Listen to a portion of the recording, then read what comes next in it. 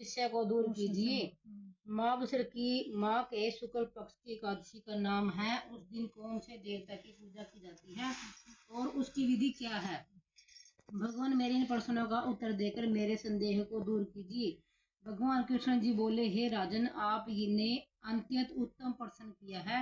आप ध्यान पूर्वक सुनिए। माघ के शुक्ल पक्ष की एकादशी को मोक्षदा के नाम से प्रसिद्ध है। इस दिन श्रीमदा दामोदर भगवान की पूजा धूप दीप नैवेद्य आदि से भक्ति पूर्वक करनी चाहिए। अब मैं एक पुराणों की कथा कहता हूँ।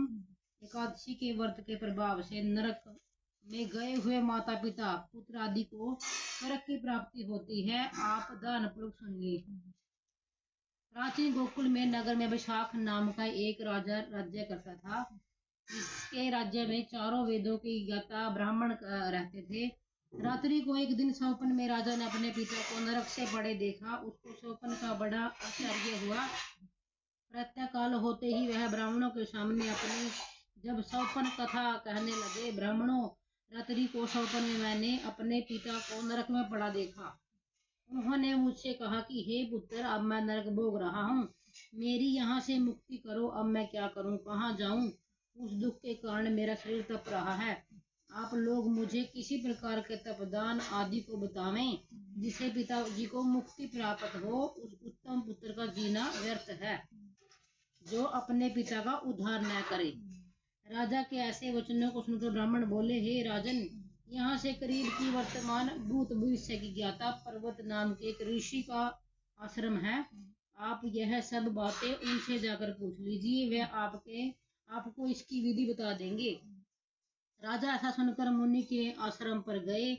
उस समय चारों वेदों के ज्ञाता पर्वत मुनि दूसरे ब्राह्मण के समान बैठे थे। राजा ने जानकर उनको साष्टांग प्रणाम किया। पर्वत मुनि ने उसे सांगोपांग कुशल क्षेम पूछी।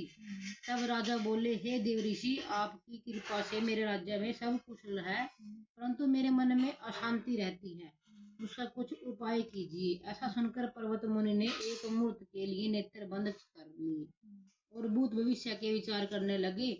फिर बोले, हे राजन, मैंने योग बल के द्वारा तुम्हारे पिता के समस्त कुकर्मों का ज्ञान प्राप्त कर लिया है। उन्होंने पूर्व जन्म में काम तोड़ होकर शोथ कहने पर एक स्त्री को ऋतु दान मांगने पर भी नहीं दिया था। उसी पाप कर्म के फल से तुम्हारे पिता को नरक में जाना पड़ा।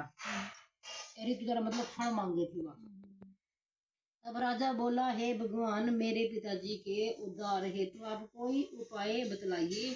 तब पर्वत मुनि बोले, हे राजन, माघ की माँ के शुक्ल पक्ष में जो एकादशी होती है, उस एकादशी को आप उपवास करें और पुण्य को अपने पिता को संकल्प छोड़ दे। उस एकादशी के पुण्य के प्रभाव से अवश्य ही आपके पिता की मुक्ति होगी। मुनि के वचन सुनकर राजा अपने महल को तो माघ से बोला जावा मुक्ति होगी। वचनों को सुनकर राजा अपने महल को आया और कुटुंब सहित मोक्षदा एकादशी का नाम कर लिया। उपवास किया। उस उपवास के पुण्य को राजा ने अपने पिता को संकल्प छोड़ दिया। उस पुण्य के प्रभाव से राजा के पिता को मुक्ति मिली और स्वर्ग में जाते हुए अपने पुत्र से बोला, हे पुत्र, तेरा कल्याण हो। यह कहकर स्वर्ग को चला गया। माघ की शुक्ल पक्ष की मोक्षदा एकादशी को जो व्रत करते हैं, उनके समस्त पाप नष्ट हो जाते हैं और अंत में स्वर्ग लोक को जाते हैं। इस व्रत से बढ़कर मोक्ष देने वाला दूसरा कोई भी व्रत नहीं है। इस कथा को सुनने व पढ़ने से वाजपेय यज्ञ का फल मिलता है। जय एकादशी माता आरती भी है इसमें। इसकी कहानी